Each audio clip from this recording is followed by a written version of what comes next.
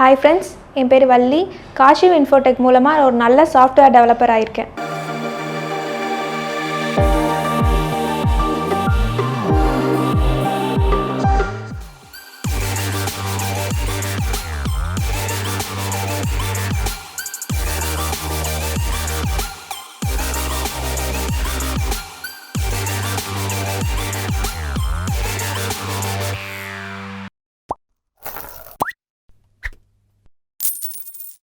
Hi, நான் உங்களோட Venkat from Vicky techie and Kaashiv Infotech. ரொம்ப சந்தோஷமாக இன்றைக்கி நான் ஷேர் பண்ணக்கூடியது என்னுடைய தங்கை வள்ளி அம்மைங்க. காரைக்குடியில் பிறந்துட்டு அதுக்கப்புறம் வந்து 2020 பிஇ கம்ப்யூட்டர் சயின்ஸ் முடிச்சுட்டு மேரேஜ் ஆகிட்டு லைக் ஃபேமிலி லைஃப் அவ்வளோதான், கல்யாணம் ஆகிடுச்சு, அதான் லைஃப் இவ்வளோ தான் அப்படின்ற மாதிரி எல்லாருமே செட்டில் ஆகிடுவாங்க. ஆனால் இந்த ஒரு பொண்ணு மட்டும் பிஜிபி காலேஜில் முடிச்சுட்டு நாமக்கல்லில் சரிங்களா, ஓகே, காரைக்குடியிலேருந்து சென்னைக்கு வந்து சார் நான் மேரிடு தான், ஆனால் நான் வேலைக்கு போனேன் சார், எது டஃப்பான கோர்ஸ் கொடுங்க நான் படிக்கிறேன் சார் அப்படின்ட்டு ஒரு துடிப்பு அந்த பொண்ணுகிட்ட நான் பார்த்தேங்க. ஓகேவா, நாள் ஒன்றுலேருந்து முதல் நாளில் இருந்து அவ்வளவு டெடிக்கேஷன், படிக்கிறதுல அவ்வளோ டெடிக்கேஷன், ப்ராஜெக்டாக நீங்கள் நினச்சி கூட பார்க்க முடியாதுங்க, அவ்வளோ பண்ணியிருக்காங்க. நம்ம கம்பெனியில் ஜாவாவுடைய எல்லா கண்டென்ட்ஸுங்க அந்த ரிசோர்ஸ் எல்லாம் தயாரித்தது என்னோடய தங்கை வள்ளி அம்மையும் வீரமணிகண்டன் தாங்க. இவங்க ரெண்டு பேருமே வந்து என்னோடய ரெண்டு கண்கள்னு சொல்லாங்க. அவ்வளோ ஒரு போராட்டங்க, அவ்வளோ உதவி பண்ணுவாங்க, நல்ல ஆட்டிடியூடுங்க. அந்த டீம் வந்து எப்போல்லாம் டீமோட்டிவேட் ஆகலாம் இவங்க ரெண்டு பேரும் போய் நிற்பாங்க. அப்படிலாம் கிடையாதுடா, நம்ம ஜெயிப்போம்டா அப்படின்ட்டு அந்த மோட்டிவேட் பண்ணுறதுலையுமே இவங்க ரெண்டு பேர்த்தையும் அடிச்சிக்கவே முடியாதுங்க.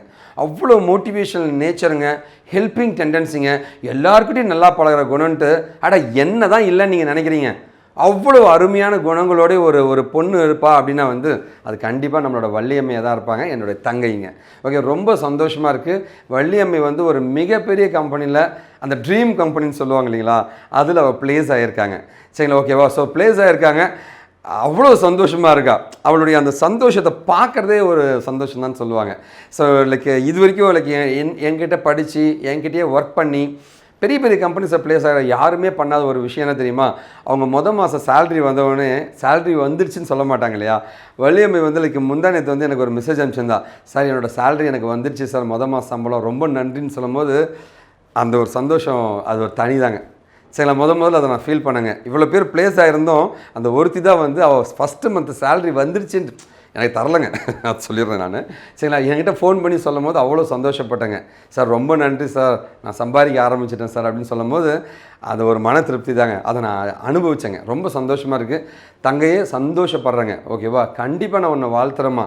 ஏன்னு கேட்டிங்கன்னா, மேரேஜ் ஆகிடுச்சுன்னா எல்லாருமே வந்து வாழ்க்கையை அவ்வளோதான் நினைப்பாங்க. ஆனால் சில பேர் மட்டும்தான் அது கிடையாதுங்க. என் கல்யாண லைஃப், பர்சனல் லைஃப் முக்கியம்தாங்க. அதே மாதிரி பார்த்திங்கன்னா நம்மளுடைய ட்ரீம் லைஃப்னு ஒன்று இருக்குங்க, நம்மளுடைய கெரியர்னு ஒன்று இருக்குங்க, நமக்குன்னு ஒரு சாதனைன்னு ஒன்று புரியணுங்க, நம்ம வாழ்ந்ததுக்கு ஒரு அர்த்தம் இருக்கணுங்க. அந்த அர்த்தத்தை நோக்கி ஓடுற ஒருத்தன் தான் வெற்றியாளனாக இருக்க முடியும்னு சொல்லுவாங்க. என் தங்கையே நீ ஒரு வெற்றியாளன். நன்றி. நம்ம முன்னாடி வந்து வள்ளி இருக்காங்க. ஸோ வள்ளி பார்த்தீங்க அப்படின்னா வந்து பயங்கர சின்சியர், டெடிக்கேட்டடுங்க. நான் நம்மளோட ஆஃபீஸில் பார்த்தீங்கன்னா வந்து நிறைய எனக்கு வந்து லைக் ஜாவா ரிலேட்டடாக வந்து ஒர்க்ஸ் இருக்கும், லைக் நிறைய இஷ்யூஸ் இருக்குங்க. அது எல்லாத்தையுமே வந்து என் கூடயே வந்து சப்போர்ட் பண்ணவங்க தான் வள்ளிங்க. இன்டர்வியூ பேனலில் உட்காருவாங்க, எல்லா விதத்துலையுமே வந்து she is supporting us. So வள்ளிக்கிட்ட நான் இப்போ கேட்க வேண்டியதுன்னா, வள்ளி ஆக்சுவலாக வந்து ஒரு பெரிய இயர் கேப்மா, அதுக்கப்புறம் நீங்கள் ஏன் வந்து ஐடிக்குள்ளே வரணும், உங்களுக்கு எப்படி தாட்ஸ் வந்துச்சிங்க, உங்களுக்கு யார் மோட்டிவேட் பண்ணது, எப்படி ஒரு ஐடியா வந்துச்சு? ஃப்ரெண்ட்ஸ் தான் சார் ஃபஸ்ட்டு சொன்னாங்க. கம்ப்யூட்டர் சயின்ஸ் பேக்ரவுண்ட் அப்படிங்கிறதுனால ஈஸியாக கம்ப்யூட்டர் சயின்ஸ் பேக்ரவுண்ட் அப்படிங்கிறனால வந்து இது பற்றி நிறையா தெரியும் சார். அப்புறம் உங்கள் வீடியோஸும் நிறையா பார்த்தேன், ஃப்ரெண்ட்ஸும் நிறைய பேர் வந்து உங்களை பற்றி நிறையா சொன்னாங்க சார். சரி ஓகே, அப்படி யூடியூப் பார்த்து வீடியோஸ் எல்லாம் நிறையா ரெஃபர் பண்ணிவிட்டு அதுக்கப்புறம் உங்களை வந்து மீட் பண்ணேன் சார். ஒரு கான்ஃபிடென்ஸ் கிடச்சிது சார் உங்களை பார்க்கும்போது. ஓகே, இவர் கண்டிப்பாக வந்து நம்மளுக்கு நல்லா ட்ரெயின் பண்ணுவாங்க, நல்லா நிறைய வந்து நம்ம கெயின் பண்ணிக்கலாம், நாலேஜ் நல்லா கெயின் பண்ணிக்கலாம் அப்படின்னு தோணுச்சு சார். அதான் ஸோ இந்த இண்டஸ்ட்ரி சூஸ் பண்ணேன் சார். சூப்பர். இப்போ ஆக்சுவலாக வந்து லைக் கண்டிப்பாக வந்து கம்பெனி பேர் சொல்ல வேண்டாம், எப்படி இருக்குது அந்த கம்பெனி, லைக் நீங்கள் பெட்டராக ஃபீல் பண்ணுறீங்களா, அதுவும் ஒர்க் பண்ண போயாச்சு. ஸோ வள்ளி பார்த்தீங்கன்னா வந்து ஷீ இஸ் ஆல்ரெடி ஒர்க்கிங், கம்பெனிக்கு போய் ஒர்க் பண்ண ஆரம்பிச்சிட்டாங்க. அதுக்கப்புறம் தான் இப்போ என்னை மீட் பண்ண வந்திருக்காங்க. ஸோ அதை பற்றி நம்ம தெரிஞ்சுக்கலாம். ஏன்னா அந்த கம்பெனி பற்றி எனக்கே சரியாக தெரியாதுங்க, நான் உள்ளே போய் ஒர்க் பண்ணதில்லை, ப்ராஜெக்ட்டை பற்றி எனக்கு தெரியாதுங்க. ஸோ அவங்க சொன்னால் பெட்டராக இருக்கும்னு நினைக்கிறேங்க. ஸோ நான் நினச்சி கூட பார்க்கல அப்படி கம்பெனி போவோம் அப்படின்னு சொல்லிட்டு. சார் தான் ரெஃபர் பண்ணாங்க அந்த கம்பெனி. உள்ளே போயிட்டு ஃபஸ்ட்டு பயமாக இருந்தது, இன்டர்வியூ அட்டன் பண்ணுறதுக்கு அப்படின்னா வந்து ரொம்ப பயமாக இருந்தது. ஏன்னா ஒரு ஒரு எக்ஸ்பெக்டேஷன்ஸ் வச்சுருப்போம்ல, இப்படி தான் இருக்கணும் கம்பெனி அப்படின்னு சொல்லிட்டு, அந்த மாதிரி ஒரு கம்பெனி தான் நாங்கள் போனது. போயிட்டு வந்து பேசிக் விஷயன்ஸ் தான் ஃபஸ்ட்டெல்லாம் கேட்டாங்க. அப்புறம் வந்து ஒவ்வொரு லெவல் போக போக தான் வந்து கொஞ்சம் அட்வான்ஸாக வந்து கேட்க ஆரம்பித்தாங்க. அட்வான்ஸாக கேட்க ஆரம்பிக்கும்போது எனக்கு தெரிஞ்சதை நான் அப்படியே எக்ஸ்பிளைன் பண்ணேன், அவ்வளோதான். அதை இது பண்ணிவிட்டு ஒரு செலக்டட் அப்படின்னு சொல்லிட்டு இது பண்ணிட்டாங்க. இப்போ வந்து ஜாயின் பண்ணிட்டேன், கம்பெனி ஜாயின் பண்ணி 4 days ஆச்சு. நல்லா வந்து ட்ரெயின் பண்ணுறாங்க. சார் ரெஃபர் பண்ணதுனாலே என்னமோ தெரில, இன்னும் நல்ல ரெஃபரன்ஸ், நிறையா ஹெல்ப் பண்ணுறாங்க எல்லா விதத்துலையும் சார். சூப்பர். சரி, ஓகே. என்னுடைய அடுத்த கேள்வி மைக்கிலேருந்து வந்துச்சு, பரவாயில்ல. என்னோட அடுத்த கேள்வி என்னென்னா வள்ளி, ஆக்சுவலாக வந்து லைக் கோடிங் அப்படின்னா எல்லாம் டஃப்னு ஃபீல் பண்ணுறாங்க. அதுவும் ஜாவான்னு தோணும் தெரிச்சு ஓடுவாங்க. ஜாவா டெவலப்பராக நீங்கள் ப்ளேஸ் ஆகிருக்கீங்க. ஸோ லைக் எப்படி கோடிங் ஈஸியாக கற்றுக்க முடியுமா? லைக் நீங்கள் என்ன கைடன்ஸ் கொடுக்க போகிறீங்க மற்றவங்களுக்கு? கோடிங் வந்து அவ்வளோலாம் ஈஸி கிடையாது. நம்ம பயந்துட்டு, நானுமே பயந்தேன் தான் ஃபஸ்ட்டு கோடிங்க்கு. அது ஜாவா கோடிங்கும்போது நானும் ரொம்ப பயந்தேன். அப்புறம் வந்து சார் வந்து ஒவ்வொரு இதுவும் வந்து டீட்டெயில்டாக வந்து ஒவ்வொரு லைனும் வந்து எதுக்காக யூஸ் பண்ணுறோம் அப்படின்னு சொல்லிட்டு எக்ஸ்பிளைன் பண்ணாங்க. எக்ஸ்பிளைன் பண்ணதுக்கப்புறம் தான் ஓகே இவ்வளோ தானா கோடிங் அப்படிங்கிற அளவு இருந்தது. ஒரு ஒர்க் ஃப்ளோவை வந்து நம்ம அண்டர்ஸ்டாண்ட் பண்ணிக்கிட்டோம் அப்படின்னாவே வந்து நம்ம ஈஸியாக அடிச்சிடலாம். பெரிய விஷயமே கிடையாது கோடிங்கிறது. சூப்பருங்க. ஸோ அப்புறம் வந்து எல்லாருமே கோடிங் கற்றுக்க முடியுன்றியா? சரி, ஓகே. ஒரு இயர் கேப்மா, இந்த கேப்புனாவே வந்து கேப் இருக்கிறவங்களுக்கு வேலை கிடைக்காது, ஃபேக்காக போட்டு தான் போக முடியும்னு சொல்கிறாங்க இல்லையா? அந்த கேப் இருந்துச்சா போக முடியுமா, முடியாதா? கண்டிப்பாக இயர் கேப் இருந்தால் போக முடியும் சார். ஏன்னா நானும் 2 years இயர் கேப்பு, ஏதோ பிஸ்னஸ் அது இதுன்னு பண்ணிவிட்டு அப்புறம் தான் சாரை வந்து மீட் பண்ணும்போது எனக்கு வந்து இயர் கேப்பு எப்படி வேலை கிடைக்கும், ஃப்ரெஷராக போகும்போதே வேலை வந்து அவ்வளோவா கிடைக்கலையே அப்படிங்கிற மாதிரி ஒரு இது இருந்தது. அதுக்கப்புறம் வந்து அவங்க வந்து நாலேஜ் இருக்கா அப்படின்னு தான் பார்க்குறாங்க. அதுக்கப்புறம் வந்து உனக்கு விஷயம் தெரிஞ்சால் அவங்க எடுத்து ட்ரெயின் பண்ணுறதுக்கு வந்து கம்பெனிக்காரங்க வந்து ரெடியாக தான் இருக்காங்க. உனக்கு விஷயம் தெரியணும், அவ்வளோதான். அதை வந்து சார் ட்ரெயின் பண்ணிடுவாங்க. சரி, ஓகே. வாழ்த்துக்கள்மா. So I'm really happy. Thank you.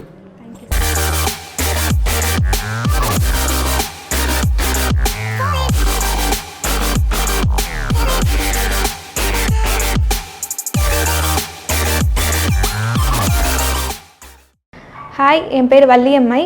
என்னோடய நேட்டிவ் வந்து காரைக்குடி. நான் பிஇ கம்ப்யூட்டர் சயின்ஸ் முடிச்சிருக்கேன். 2020 பாஸ்ட் அவுட்.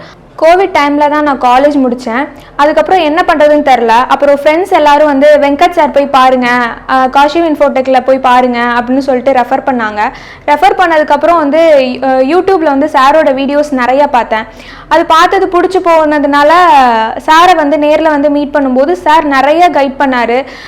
கைட் பண்ணது மட்டும் இல்லாமல் சாஃப்ட்வேர் ட்ரெயினியாக வந்து ஒரு ப்ராஜெக்டில் ரியல் டைம் ப்ராஜெக்டில் அலோகேட் பண்ணாங்க சார். அது மூலமாக வந்து நான் 4 or 5 ப்ராஜெக்ட்ஸ் கிட்ட வந்து ரியல் டைமாக வந்து ஒர்க் பண்ண எக்ஸ்பீரியன்ஸ் எனக்கு கிடச்சிது. பெஸ்ட்டு பெர்ஃபார்மர், அந்த ப்ராஜெக்ட் பண்ணதுனால பெஸ்ட்டு பெர்ஃபார்மர் அவார்டும் எனக்கு கிடச்சிது. டெக்னிக்கல் நாலேஜ் ஸ்கில்ஸ் அப்படின்னு சொல்லிட்டு இன்னொரு அவார்டும் கூட கிடச்சிது. இதெல்லாம் வந்து முடிச்சது போக இப்போ ஒரு சாஃப்ட்வேர் டெவலப்பராக ஒரு நல்ல கம்பெனியில் ப்ளேஸ் ஆகியிருக்கேன். நான் இந்த மாதிரி ப்ளேஸ் ஆனது என் வீட்டுக்கு தெரியும் போது எல்லாருமே ரொம்ப ஹாப்பியாக ஃபீல் பண்ணாங்க. நான் தான் வந்து ஃபஸ்ட்டு ஐடி கம்பெனியில் வந்து உள்ளே என்ட்ராகிறேன். அப்படிங்கும்போது எனக்கும் என் ஃபேமிலிக்கும் வந்து ரொம்ப ஹாப்பி. அந்த ஆப்பர்ச்சுனிட்டி ஏற்படுத்தி கொடுத்தது வந்து வெங்கட் சார் தான். வெங்கட் சாரும் காஷிவ் இன்ஃபோடெக்கும் இல்லாமல் நான் இந்த லெவலுக்கு வந்து ரீச் ஆகிருக்க முடியாது. Thanks to Venkat sir and Kashiv Infotech. Thank you. எப்படி இன்டர்வியூ ப்ரிப்பேர் பண்ணீங்க, எப்படி இருந்துச்சு? ஸோ அதை சொல்லுங்கள். நான் எப்படி ப்ரிப்பேர் பண்ணேன் அப்படின்னா வந்து சார் டெய்லி நோட்ஸ் கொடுப்பாங்க. அது மட்டும் இல்லாமல் விக்கிடெக்கி வெப்சைட்டில் இருக்கிறதும் நான் ப்ரிப்பேர் பண்ணேன். சைமல்டேனியஸாக வந்து சார் ஒரு டாபிக் சொல்லியிருப்பாங்கல்ல, இந்த டாபிக்ஸ்லாம் படிங்க, இதெல்லாம் வரும் அப்படின்னு சொல்லிட்டு. நான் ஜாவாவில் ப்ளேஸ் ஆனதுனால ஜாவாவில் வந்து அட்வான்ஸாக என்னென்ன இருக்குது எப்படின்னா, ஜாவாவில் வந்து அட்வான்ஸாக வந்து கோர், அப்புறம் ஸ்ப்ரிங் பூட், ஹைபர்நெட்லாம் இருக்குது. சார் வந்து எடுக்கிறதுக்கு முன்னாடி வந்து இதெல்லாம் படிச்சிருங்க அப்படின்னு சொன்னாங்க. அவங்க சொல்கிறதுக்கு முன்னாடி நான் அந்த ப்ராஜெக்ட்லாம் பண்ணி வச்சதுனால சார் சொல்லி கொடுத்ததுக்கப்புறம் இதெல்லாம் இதுக்கு தான் பண்ணுறோம் அப்படின்னு சொல்லிட்டு ஒரு ஐடியா கிடச்சோன்னே ஓகே சார் வந்து எப்படா இன்டர்வியூ அனுப்புவாங்க அப்படின்னு சொல்லிட்டு வெயிட் பண்ணிகிட்டே இருந்தோம். பொங்கல் லீவ் வந்தோன்னே சார் அனுப்பிடுவாங்க. அனுப்புன உடனே எங்கள் அக்கா என்னன்னு தெரில, நாங்கள் ஒரு 4 பேர் போனோம், 4 பேருமே செலக்ட். ஓகேவா? ரெஸ்யூமில் நீங்கள் என்ன போடுறீங்களோ அது மட்டும் தான் கேட்பாங்க, வேறு எதுவுமே கேட்க மாட்டாங்க. நான் வந்து சாரோட இன்டர்வியூ அப்படின்னு சொன்னாலே ஐயோ சாரோட இன்டர்வியூவா, எதுக்கு வந்தோம், இந்தமே வரவே கூடாது அப்படின்னு சொல்லிட்டு அப்படி போயிடுவேன். ஆனால் சாரோட இன்டர்வியூ வந்து நீங்கள் கிளியர் பண்ணிட்டீங்கன்னா வெளியில் உள்ள இன்டர்வியூ வந்து நீங்கள் ஈஸியாக கிளியர் பண்ணிடலாம். அது மட்டும் இல்லாமல் நம்ம எம்ப்ளாயீஸ் எல்லாம் இன்டர்வியூ எடுப்பாங்க. சைமல்டேனியஸாக நீங்கள் ப்ரிப்பேர் பண்ணிட்டீங்க அப்படின்னா அவங்கக்கிட்ட போய் இன்டர்வியூ நீங்கள் பண்ணுங்க அப்படின்னு சொல்லிட்டு நீங்கள் கேட்டிங்கன்னா அவங்க யாராவது இன்டர்வியூ உங்களை வந்து பண்ணிகிட்டே இருப்பாங்க. உங்களுக்கே ஒரு கான்ஃபிடன்ஸ் கிடைக்கும். ஓகே நம்ம வந்து ஓரளவுக்கு ப்ரிப்பேர் பண்ணியிருக்கோம் அப்படின்னு சொல்லிட்டு. இந்த பொங்கல் லீவில் நான் கொஞ்சம் அசால்ட்டாக இருந்துட்டேன், பார்த்துக்கலாம் அப்படின்னு சொல்லிட்டு அப்படி இருந்துட்டேன். ஆனால் சார் டக்குன்னு இன்டர்வியூ போயிட்டு வந்துரு அப்படின்னு சொல்லிட்டு நேற்று ஈவினிங் தான் சொன்னாங்க. விடிய தூங்கவே இல்லை. ஐயோ என்ன படிக்கவும் இல்லை. ஐயோ என்ன பண்ண போகிறோம், தூக்கத்துலலாம் கனவெல்லாம் வருது. இன்டர்வியூ அட்டன் பண்ணுற மாதிரியே கனவு வருது. எல்லாருக்கிட்டையும் செல்ஃப் இன்ட்ரோ சொல்கிற மாதிரியே கனவு வருது. சரி ஓகே பார்த்துக்கலாம் அப்படின்னு சொல்லிட்டு போன உடனே அங்கேயும் போய் ஃபஸ்ட்டு ஆடு நான் தான் சிக்கின உடனே ஃபஸ்ட்டு வள்ளியம்மை வாங்க அப்படின்னு சொல்லிட்டு ஃபஸ்ட்டு ரிட்டன் டெஸ்ட் தான் வச்சாங்க. பேசிக் ப்ரோக்ராம்ஸ் தான் கேட்டாங்க. பாலிண்ட்ரோம், அப்புறம் Fibonacci series, prime numbers, reverse string, இந்த மாதிரி ஒரு 10 ப்ரோக்ராம்ஸ் கேட்டாங்க. அதுக்கப்புறம் வந்து ஃபேஸ் டு ஃபேஸ் இன்டர்வியூ இருந்தது. ஃபேஸ் டு ஃபேஸ் இன்டர்வியூவில் வந்து ஊப்ஸ் கான்செப்ட் கேட்டாங்க. ஊப்ஸ் கான்செப்டே வந்து நல்லா இன்டெப்த்தாக கேட்டாங்க. எதெல்லாம் எங்கெங்கே யூஸ் பண்ணுறோம். இப்போ ஒரு கொஷின் அப்படின்னா இப்போது ஹைரார்கி லெவல் இன்ஹெரிட்டன்ஸ்க்கும் மல்டிபிள் லெவல் இன்ஹெரிட்டன்ஸ்க்கும் என்ன டிஃப்ரென்ஸ்ன்னு கேட்டுட்டு, அப்புறம் மல்டிபிள் லெவல் இன்ஹெரிட்டன்ஸில் வந்து மல்டி லெவல் இன்ஹெரிட்டன்ஸில் வந்து அவங்க தப்பாக கொஷின் கேட்டு அது கரெக்டாக இல்லையா, அப்படி சொல்கிறேனா இல்லையா அப்படின்னு சொல்லிட்டு அவங்க செக் பண்ணாங்க. சூப்பராக இருக்குல்ல. கொஷின் வந்து அவன் தப்பாக வேணும்னு கேட்குறதுங்களா, கேட்டு நம்ம கரெக்டாக அதுக்கு ஆன்சர் பண்ணுறோமா அப்படின்ற மாதிரி இவங்களுக்கு தெரியும். இன்னும் நிறைய இன்டெப்த் தெரியுதான்னு பார்த்துருக்காங்க. அப்படி கேட்டாங்க. அப்படி கேட்டோன்னே ஃபர்ஸ்ட் வந்து நான் கொஸ்டின் ஒழுங்காக அண்டர்ஸ்டாண்ட் பண்ணிக்காம வந்து மல்டி லெவல் இன்ஹெரிட்டன்ஸ் தானே அப்படின்னு சொல்லிட்டு நான் சொல்லிட்டேன். அப்புறம் வந்து வரைஞ்சு காமிச்சு இதை சொல்லுங்க அப்படின்னு சொன்னாங்க. அப்படின்னு சொன்ன உடனே அப்புறம் it is not possible sir அப்படின்னு சொன்ன உடனே ஓகே அப்படின்னு சொல்லிட்டு நீங்கள் ரெஸ்யூமில் லைன் பை லைனாக நீங்கள் என்ன போடுறீங்களோ அதை தெரிஞ்சு வச்சுக்கோங்க. என்ன போட்டாலும் அதை பற்றி ஒரு பேசிக் நாலேஜாவது உங்களுக்கு இருக்கணும் கண்டிப்பாக. அப்படி இருந்தால் வந்து ஏதோ ஒன்று தெரியுது அவங்களுக்கு அப்படின்னு சொல்லிட்டு அவங்க இது பண்ணுவாங்க.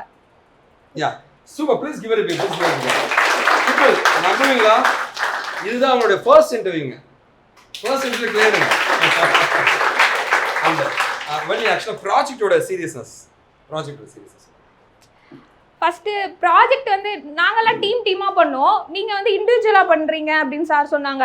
அதுதான் நல்லது. ஏன்னா வந்து ஒரு ப்ராஜெக்ட்டுன்னு எடுத்துக்கிட்டா நான் இந்த மாடியூல் பண்ணுறேன், நான் ஈஸியாக எடுத்துக்குவேன், நான் இது பண்ணுறேன் நீங்கள் இது பண்ணிருங்க அப்படின்னு சொல்லிட்டு அப்படி கஷ்டமானதெல்லாம் தள்ளி விட்டுருவேன். அதனால இப்போ நான் வந்து இன்டர்வியூ ப்ரிப்பேர் பண்ணும்போது எனக்கு நிறைய விஷயம் தெரியல.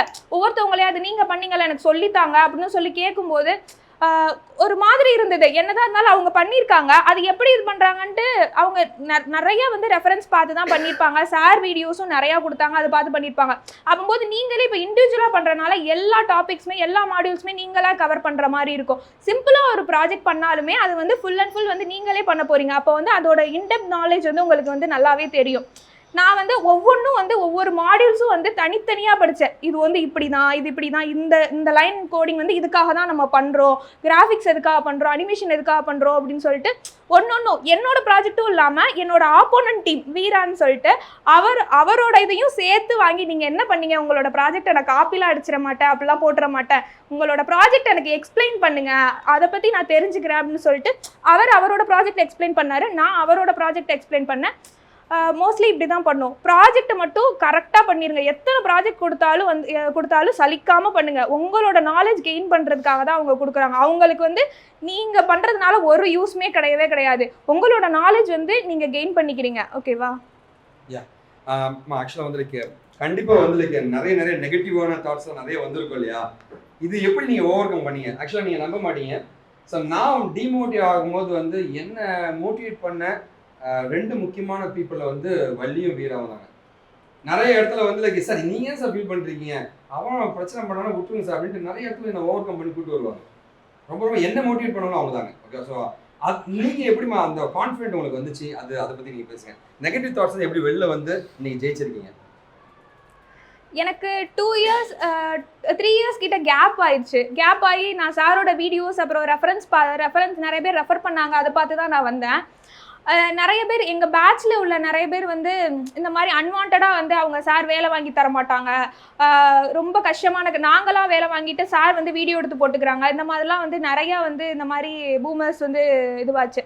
அப்போது நாங்கள் என்ன பண்ணோம் அப்படின்னா அவங்கக்கிட்ட நாங்கள் எக்ஸ்பிளைன் பண்ணோம், அப்படிலாம் இல்லை, நீங்கள் வாங்க, முதல்ல கிளாஸ் வந்தால் தான் தெரியும், முதல்ல அவங்க வராமலே வந்து இந்த மாதிரிலாம் ரோட்டில் பார்க்கும்போது, இன்ஸ்டியூட் வெளியே பார்க்கும்போது அப்படிலாம் எங்ககிட்ட சொல்லிட்டு இருந்தாங்க. அப்படி சொல்லிட்டு நீங்கள் முதல்ல வாங்க, வந்துட்டு அதுக்கப்புறம் நீங்கள் பேசுங்க அப்படின்னா கடைசி வரையும் அவங்க வரவும் இல்லை.